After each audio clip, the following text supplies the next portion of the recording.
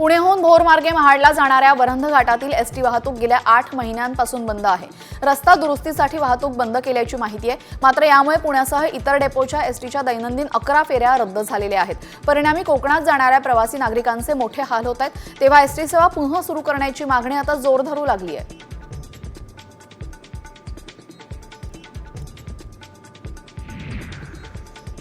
Turbhe police Thane अंतर्गत चोरी झालेले 37 मोबाईल मूळ मालकांना परत करण्यात आलेत। केंद्र सरकारच्या CEIR पोर्टलच्या माध्यमातून तुर्भे पोलिसांनी चोरीला गेलेल्या या मोबाईलचा शोध लावला, तर चोरीला गेलेले मोबाईल परत मिळाल्याने नागरिकांनी पोलिसांचं कौतुक करत आनंद व्यक्त केला।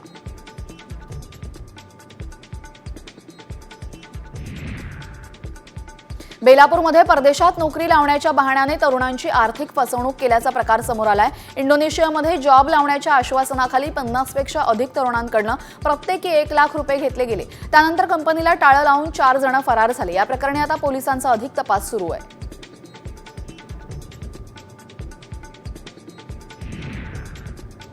दुचाकी चालकासह मागे बसणाऱ्याला हेल्मेट सक्ती करण्यात आली। याविरोधात भाजप युवा मोर्चाकडून नागपूर शहर वाहतूक पोलीस उपायुक्तांना निवेदन देण्यात आलेले आहे। आधी शहराची वाहतूक व्यवस्था बरोबर करा, ट्रॅफिक जामची समस्या सोडवा आणि मग हेल्मेट सक्ती करा, असे या निवेदनात म्हटलेले आहे।